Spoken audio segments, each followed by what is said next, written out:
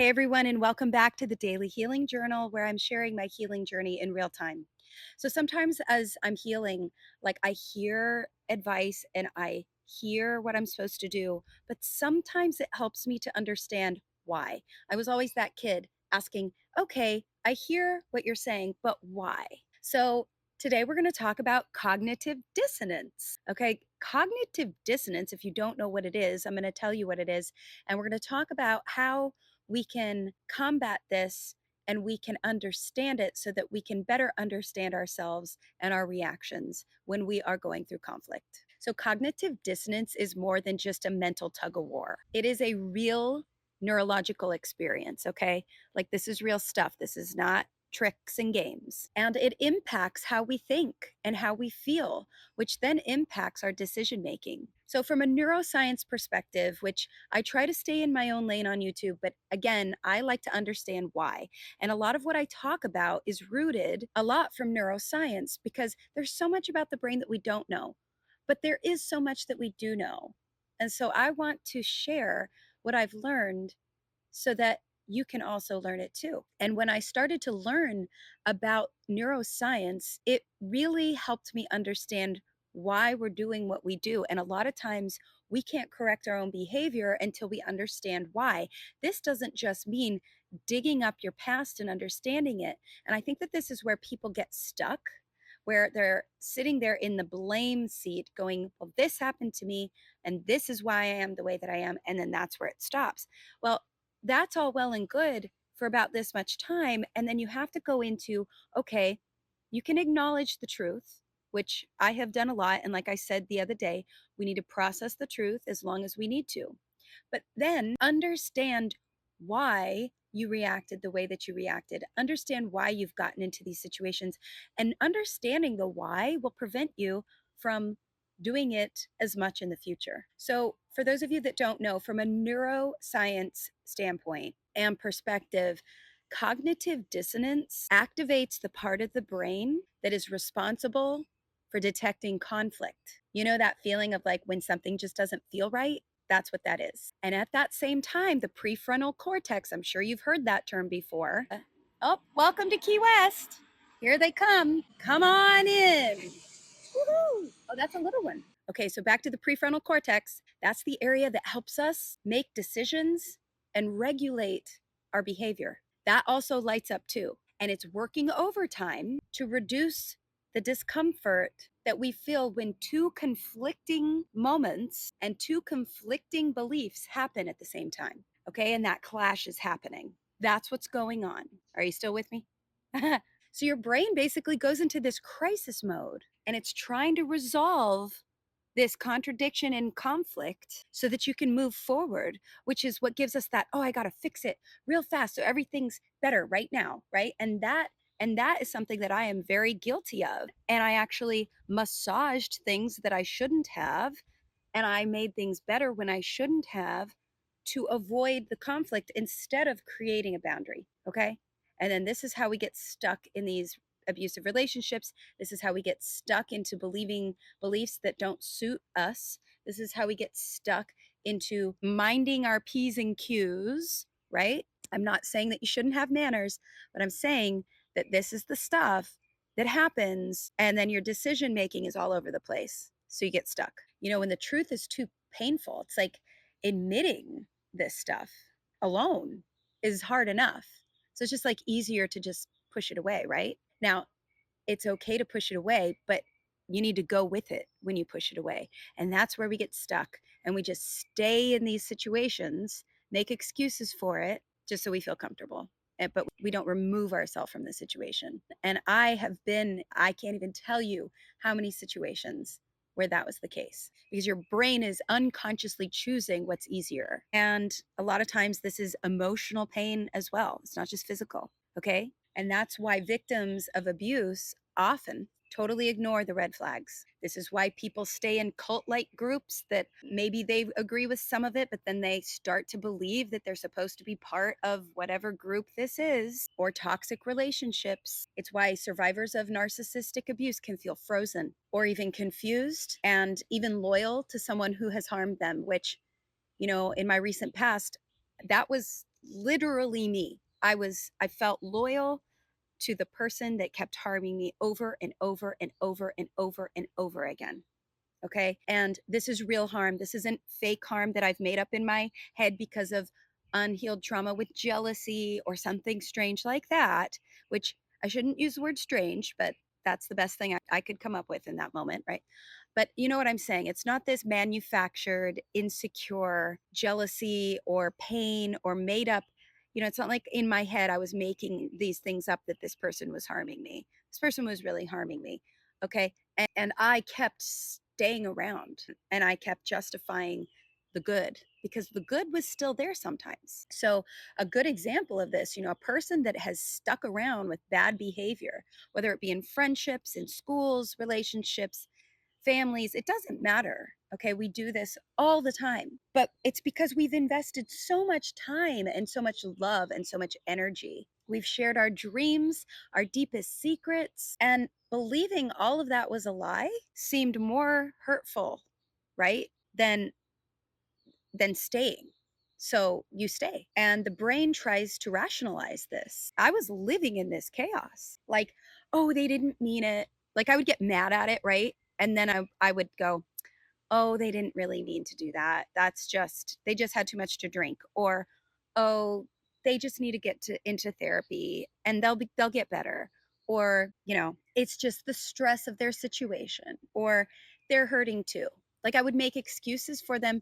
They were making excuses for themselves and I went along with that. Okay. And this is okay to a degree, but not when you're dealing with an abusive person. This happens in religion and politics as well. And people may end up ignoring factual evidence. You could be like, it's right here. Hello. But it challenges their belief system. Okay. And so you could put the truth right here and they're still going to go, no, thank you. And it's because it threatens their identity and their community acceptance. And I think that we can feel this too when we're growing because we no longer are being accepted by old community because we've decided that we don't want to be a part of that anymore. And this can happen like a lot of times people will go from one political view to the other, or maybe they want to change religions and go to a different one. Okay, people are allowed to change their mind. It's time that we normalize people changing their mind. You're allowed to change your mind. Speaking of change your mind, by the way, this excites me. Right here, this book, RJ Spina. You can get it in my Amazon store. Go check it out. I absolutely love this book. And if you're ready for it, it's not for everyone, but if you're ready for it, it totally changed my life. Check it out. So, but that discomfort of, ooh, that goes against everything I was ever taught, or ooh, that goes against everything that I have built my identity around. That's the cognitive dissonance, that discomfort. That's what that is. Okay, you may love your parents or your siblings, right? But maybe they failed to meet your emotional needs. And while our emotional needs are to a degree our own responsibility, we can't rely on everyone else to fill us up, right? A lot of times when this runs deep, it's actually caused a lot of harm. This isn't a jealousy situation where maybe your sibling was more successful than you were and you're pouting and going, oh, well, I'm always in the shadow. Okay, well, you can fix that. Okay, that's not what I'm talking about. That's not what I'm talking about. I'm talking about real tangible emotional needs. Okay. And what I am talking about is that discomfort, again, is still cognitive dissonance, no matter which side of the coin you're on. And your brain might say, I did my best and they did their best, but there's still another part of you that aches with neglect. And it's the conflict between the truth and survival. Okay. That's what causes these delusions. But when we understand this, we can heal with grace. We can become aware of these moments. And when we're gaslighting ourselves, even choosing comfort over clarity or hope over reality, and then we gently bring ourselves back to the truth. This is why tools like journaling, oh, another shameless plug, journaling. Check out my journal on Amazon right here in my Amazon store. You can get it. That's my artwork on the front, by the way. Shameless plug. Go grab it. Journaling and therapy and meditation, which, by the way, I'm going to be coming up with a lot of new products coming soon where these Products are to help you heal. All right. These are the things that you need to really get into if you're trying to heal. I promise they work. I promise. The whole point of this series is to be walking proof in real time of real healing, and journaling and meditation and therapy are my top 3. My top 3. And even filming, okay? Like these videos I've said multiple times have been a huge part of my journey because it allows me to process, and it allows me to talk about what I'm learning, talks about what I have learned, right? And it's really helpful. It helps me stay on track. And you know what? You could do this too. You don't even have to put it out on the internet. You could just film a digital diary too.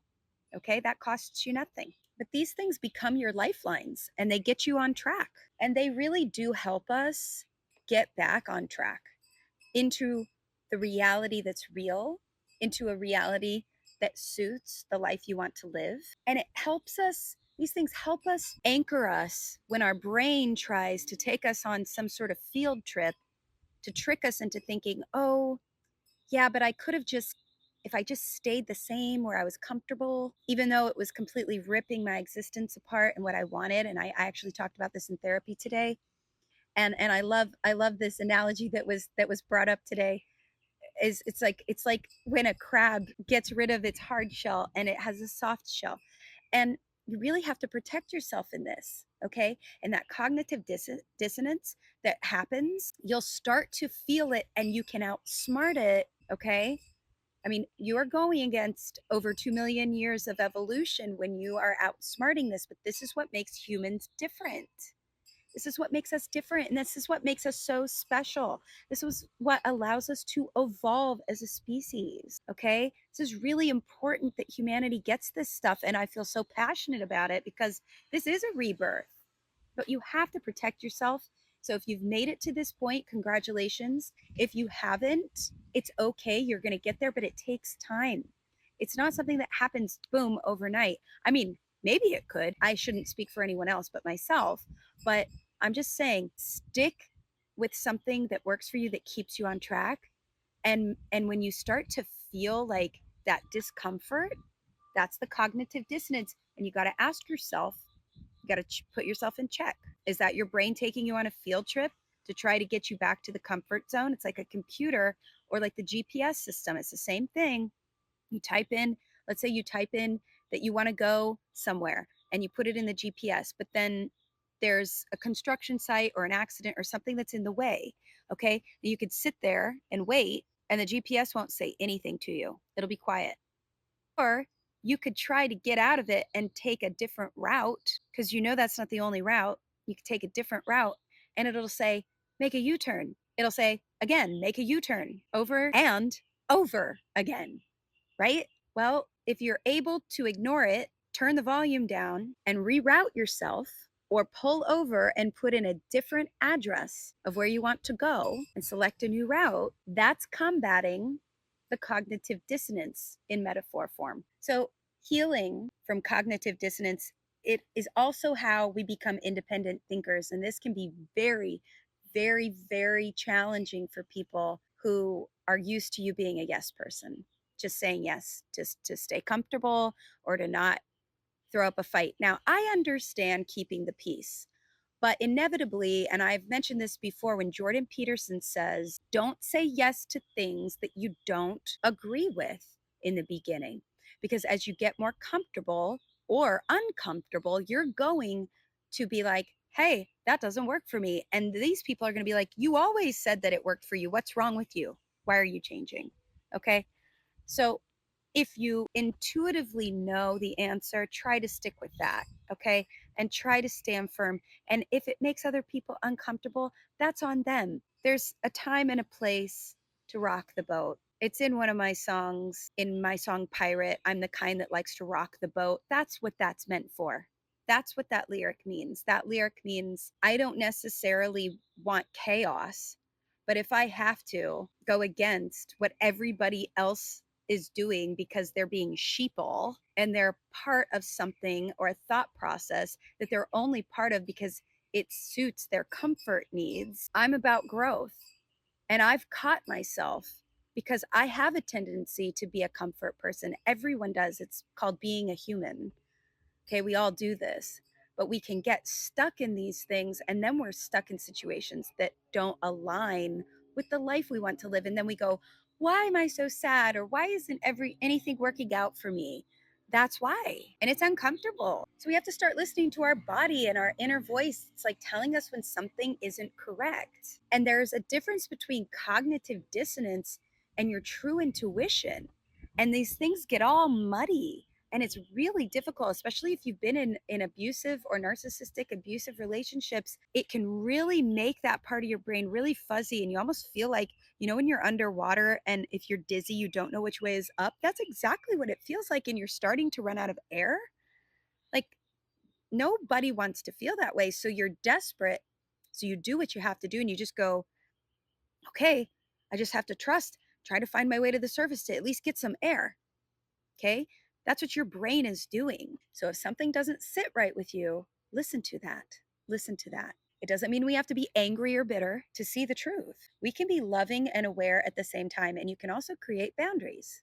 And I have struggled to do this because I always felt that creating a boundary meant that I was being a cold and nasty person. What I didn't realize was by not creating these boundaries, I was actually creating more chaos in my life and confusion. And I was accepting people and behaviors into my life that did not suit who I am to my core. So, learning to detach with compassion is a superpower. We can love people from afar.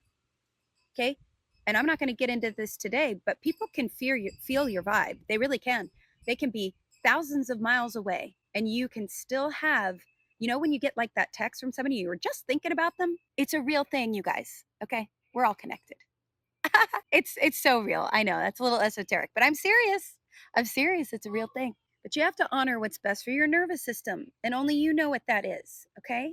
That includes your body and our future. This is if people got on board with this would create such a healthy planet. So yes, cognitive dissonance can affect and blur your memory. It can fog up your sense of self, and it can keep you in loops of confusion. And that's when you start to feel crazy. That's when the gaslighting is like way, way bad. And when you're gaslighting yourself, it doesn't even have to come from someone else. But the moment that you name it, the moment that you say, this is not adding up, that's the moment that your healing begins. So if somebody is accusing you of doing something you didn't do, and they've accused you and accused you and accused you, and then you start to question, wait, did I do that? Don't go there. Don't go there. If you know that you didn't do something, stand your ground. Okay. Don't fall victim to the fear of going, oh, maybe I did, or did I kinda, or no, that needs to stop. I used to do that all the time when I was more sick up here and not well. I used to do that all the freaking time. Don't do that. So say to yourself, you can close your eyes. Let's say it together. I choose clarity over comfort. Let's say it one more time. I choose clarity over comfort. It's not easy, but it is doable. I choose the truth over illusion. I am no longer afraid to see things as they are because truth is the beginning of peace. I hope that helps you guys. Welcome to Key West up there. One of these days, I'm going to get a ride on one of those little private jets. Anyway, you guys, I hope that helps you today. And just remember that there's so much in the neuroscience world, and with the quantum physics, all of that stuff, it's so great. It really is. But if that all overwhelms you, just remember that I try to keep my videos simple enough so that you guys can understand it as I have, and then apply it to your life individually. It doesn't have to match my situation. It doesn't have to be exact the way that I'm doing it. But just remember that our brains can trick us. Okay. And this is based on millions of years of evolution going through certain stages of survival that no longer are applicable to today's world. So we have to learn how to move with them and use them to our advantage so that we can live a better life and a happier life and a more fulfilling life as we evolve, as we should, because that's what we're here to do. All right, you guys, have a great day, and I'll see you soon. Thanks for watching.